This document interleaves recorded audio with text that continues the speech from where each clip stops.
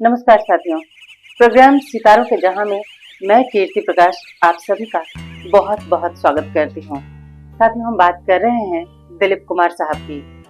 दिलीप कुमार साहब अपने आप में एक्टिंग की एक पूरी इंस्टीट्यूट थे, बल्कि यूं कहूं कि इंस्टीट्यूट हैं तो शायद गलत नहीं होगा, क्योंकि उनकी फिल्में आज भी हमें एक्टिंग के डिफरेंट मेथड सिखाती रहेंगी।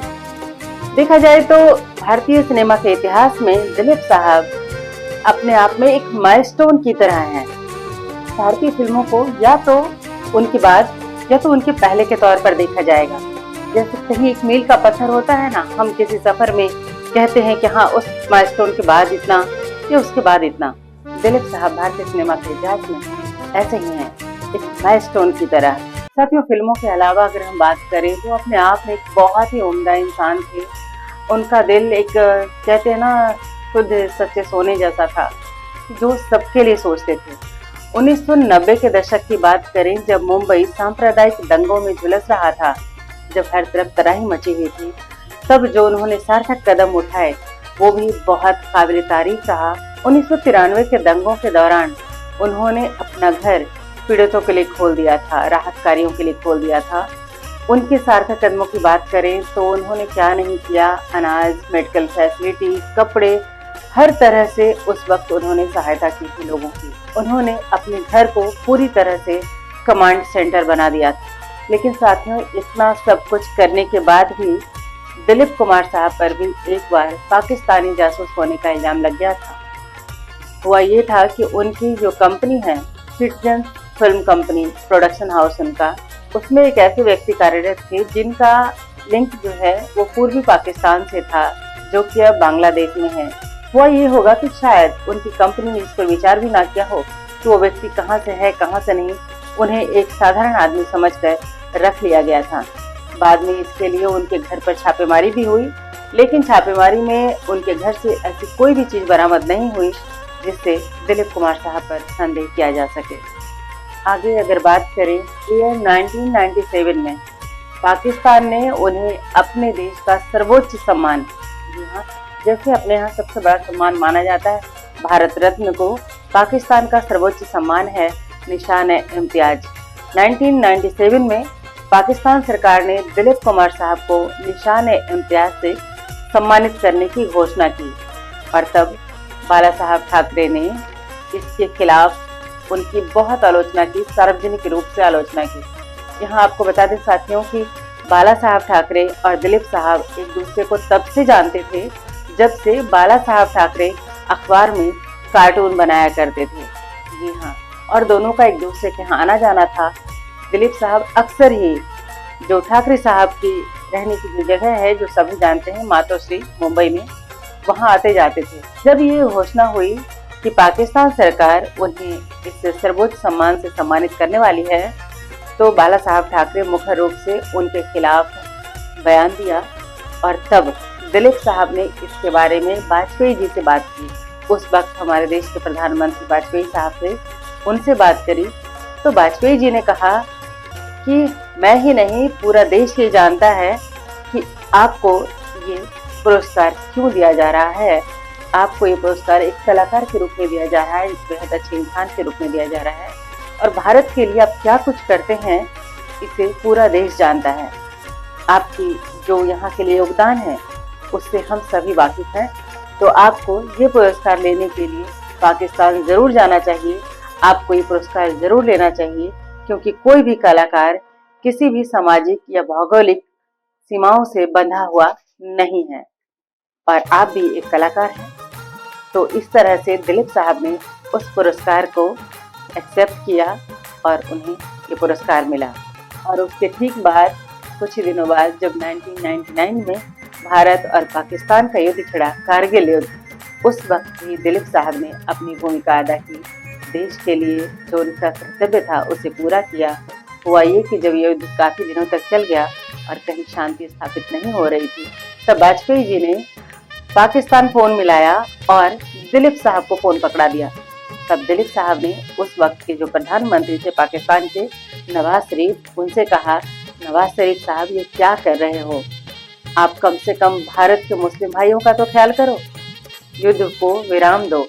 इस तरह से दिलीप साहब ने नवाज शरीफ के साथ बातचीत की और उसके बाद ये युद्ध शांत हुआ, जिसे पब्लिक तो नहीं जानती है, लेकिन बाद में दिलीप साहब ने अपनी आत्मकथा में इसका जिक्र किया है।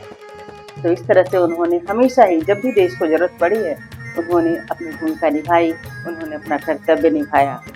चलिए अब इससे हटकर कुछ और बताते हैं। बॉलीवुड में दिलीप साहब, राज कपूर साहब और देव आनंद की तिकड़ी बहुत मशहूर हुआ करती थी।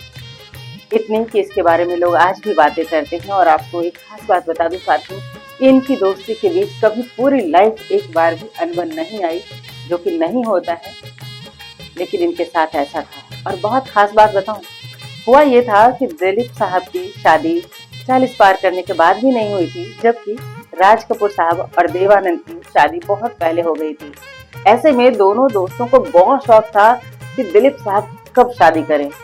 अक्सर राज कपूर साहब इसके लिए उनकी फैमिली वालों से भी, उनकी बहन से भी और मीडिया में भी अक्सर कहा करते थे, जिस दिन दिलीप की शादी होगी मैं उसकी शादी में घुटनों के बल नाचूंगा।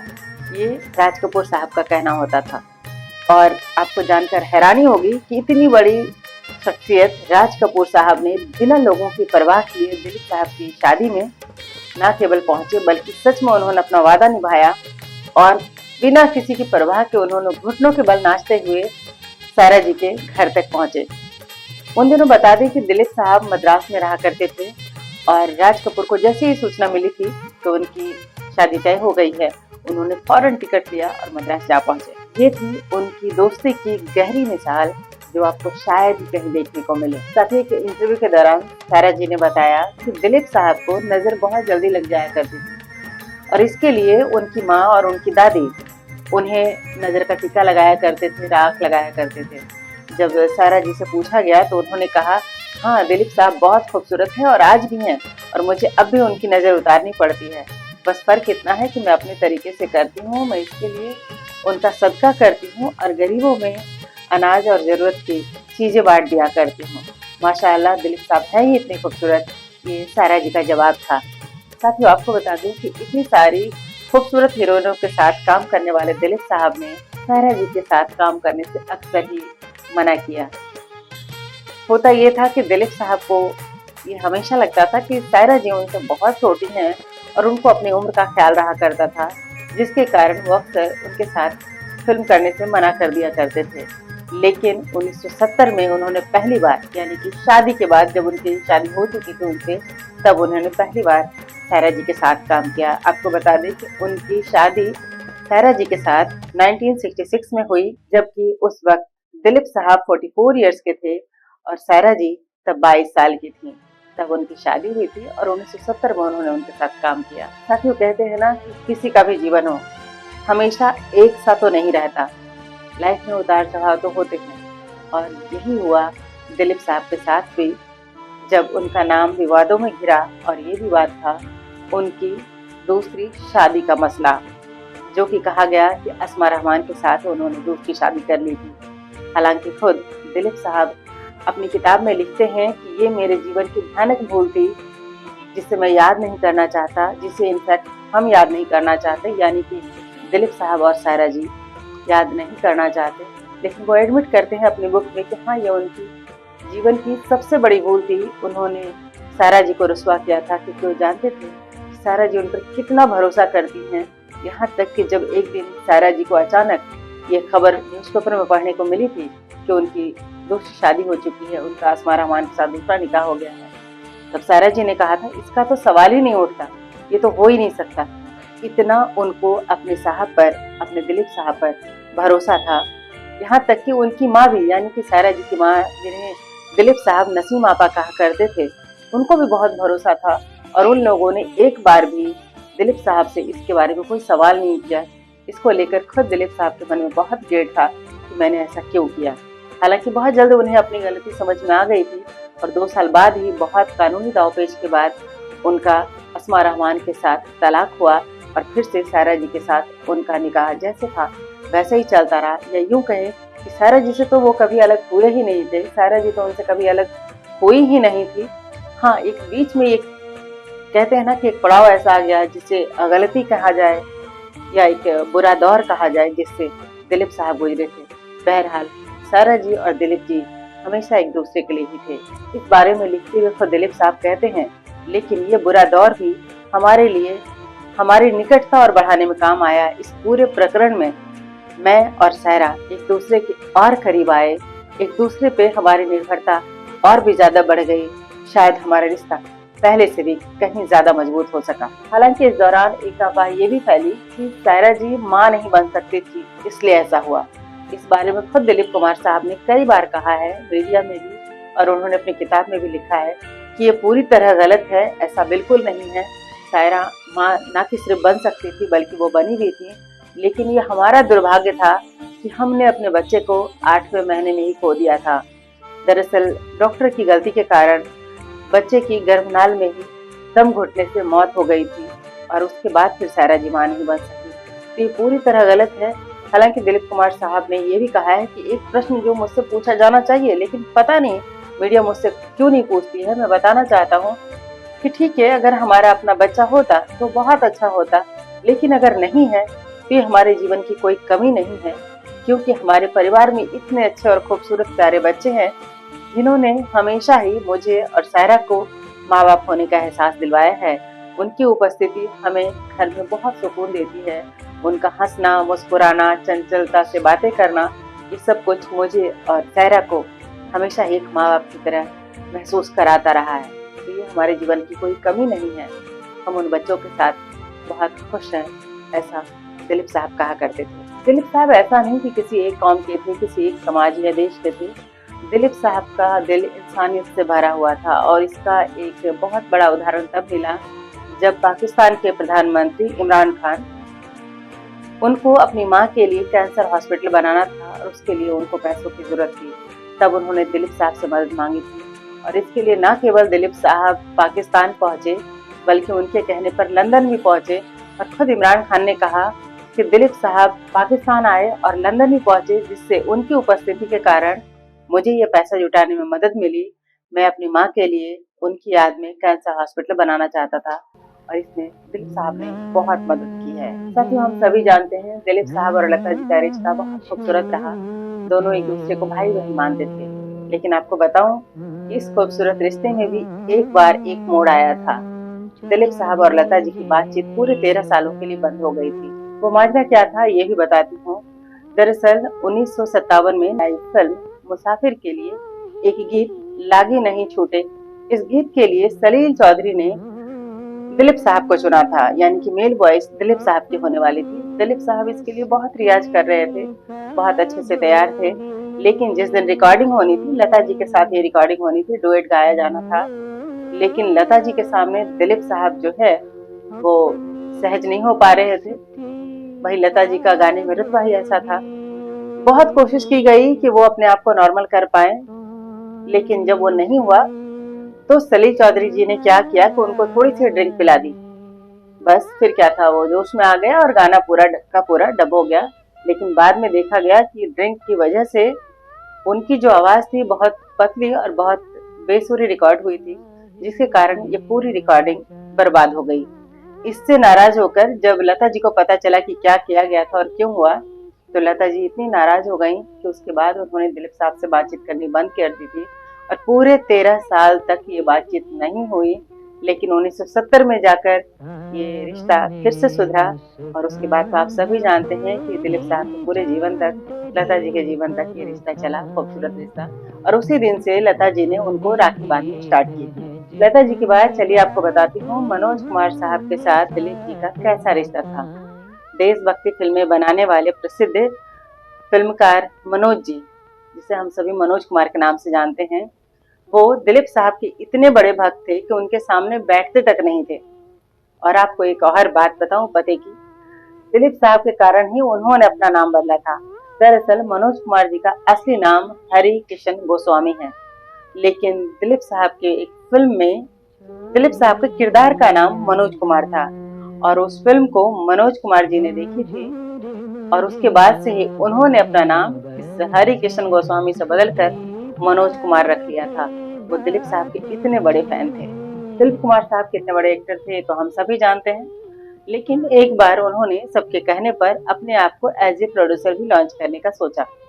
उन्होंने एक फिल्म बनाई जिसका नाम था गंगा जमुना, लेकिन इस फिल्म से उन्हें बहुत ही बैड एक्सपीरियंस हुए। उनकी पहली ही film Ganga Jamuna censor board के पचड़े में फंस गई, इतनी भयानक कि इसके लिए उनको जवाहरलाल नेहरू जी से मदद मांगनी पड़ी। तब जाकर 1961 में ये फिल्म रिलीज हो सकी। इसमें मुख्य भूमिकाओं में थे दिलीप कुमार, वैजयंती माला, नासिर खान इत्यादि। साथ में जब बात दिलीप कुमार साहब की चलती है तो उनकी प्रेम कहानी जो मधुबाला के साथ थी, इसका जिक्र नहीं हो ऐसा तो हो ही नहीं सकता। हमने अपने पिछले एपिसोड में बताया था कि दिलीप साहब का पहला प्यार तो कामिनी कासो थी, लेकिन सबसे ज्यादा जो दुनिया जानती है वो जानती है उनका प्रेम मधुबाला के साथ।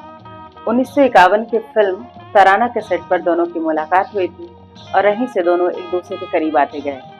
7 साल तक दोनों एक दूसरे के साथ रिलेशनशिप में रहे, लेकिन मधुबाला के पिता अताउल्ला खां को उनका ये रिश्ता बिल्कुल ही पसंद नहीं था। वो नहीं चाहते थे कि मधुबाला इतनी जल्दी शादी कर लें, क्योंकि उनका घर मधुबाला के खर्चे से चलता था। उनको ये पसंद ही नहीं था कि मधुबाला ऐसे किसी भी रिश्ते में इतनी जल्दी आए। दोनों शादी करना चाहते थे, लेकिन कुछ गलतफहमियां ऐसी और साथ में आती चली गईं कि दोनों का रिश्ता बिगड़ता ही चला गया। हुआ ये कि जब मुगले आजम की शूटिंग चल रही थी, उसी दौरान कुछ ऐसा वाकया हो गया कि इन दोनों की जो रही सही जो कसर थी इनकी मोहब्बत की, वो भी खत्म होती रही और इनका रिश्ता दम तोड़ता रहा। हुआ ये कि एक फिल्म निर्माण के एक कोर्ट केस में दिलीप साहब ने B.R. चोपड़ा के पक्ष में गवाही दी थी, जो कि सीधे सीधे अताउल्ला खां के खिलाफ गया, यानी कि मधुबाला के पिता के खिलाफ गया। और यहाँ से उनकी राहें बिल्कुल हमेशा के लिए जुदा हो गई। जिस वक्त इतना खूबसूरत फिल्म एक बन रहा था, जिसमें अनारकली और सलीम इतने ज्यादा प्रेम में डूबे हुए दिखाई दे रहे थे, हकीकत ये थी कि उस फिल्म की कहानी के पीछे इन दोनों की असली मोहब्बत दम तोड़ रही थी। बाद में इस फिल्म को पूरा करने के बाद वो दोनों फिर कभी नहीं मिले। बाद में मधुबाला ने किशोर कुमार से शादी कर ली और दिलीप साहब ने सायरा बानो से, और यहाँ इनकी मोहब्बत हमेशा के लिए खत्म हो गई। साथ ही दिलीप कुमार साहब का नाम गिनीज बुक में शामिल है, क्योंकि भारतीय अभिनेताओं में सबसे ज्यादा पुरस्कार उन्हें मिले हैं, और इस बात के लिए दिलीप कुमार साहब का नाम गिनीज बुक ऑफ रिकॉर्ड में शामिल है। उनके व्यक्तित्व और योगदान के लिए भारत सरकार ने उन्हें ईयर 1991 में पद्म भूषण से और 2015 में पद्म विभूषण से सम्मानित किया। साथियों, यहाँ पे आपको ये बताना बहुत जरूरी है कि भारत में सबसे बड़ा जो पुरस्कार दिया जाता है वो है भारत रत्न, और इसके बाद दूसरा सबसे बड़ा पुरस्कार है पद्म विभूषण। तो दिलीप साहब को ये दूसरा और तीसरा दोनों ही पुरस्कार मिला था, और 1994 में दादा साहब फाल्के पुरस्कार से भी सम्मानित किया गया, जो कि फिल्मों के लिए दिया जाने वाला सबसे बड़ा पुरस्कार है। दिलीप साहब 8 फिल्म फेयर अवार्ड से नवाजे गए। इसके अलावा 19 बार फिल्म फेयर नॉमिनेशन में आए। तो सबसे अधिक पुरस्कार जीतने वाले भारतीय अभिनेता के रूप में Guinness book of world record में शामिल हैं। वर्ष 2000 से लेकर 2006 तक वो राज्यसभा के नामांकित सदस्य भी रहे, और उस दौरान भी उन्होंने अपना कर्तव्य पूरी तरह से निभाया। दिलीप साहब के बारे में बहुत सारी बातें हैं जो शायद अनकही रह गई हैं, जो शायद चैनल पे समेटना संभव नहीं था। बहुत कुछ हम बता चुके हैं, कभी मौका मिला तो और भी बताएंगे। इस महान अभिनय सम्राट का 98 साल की उम्र में 7 जुलाई 2021 को सुबह 7:30 पर निधन हो गया। उनके जाने से सिनेमा की एक सदी का अंत हो गया है, एक खालीपन आ गया है जिसे कभी भरा नहीं जा सकता। साथियों, इसी के साथ हम दिलीप साहब पे बनी इस सीरीज को यहीं समाप्त करते हैं। आप बने रहिए सितारों के जहां में। अगले एपिसोड में किसी और सितारे के साथ, किसी और शख्सियत के साथ आपसे मुलाकात करूंगी। दीजिए अनुमति कीर्ति प्रकाश को। आप बने रहिए सितारों के जहां में। नमस्कार।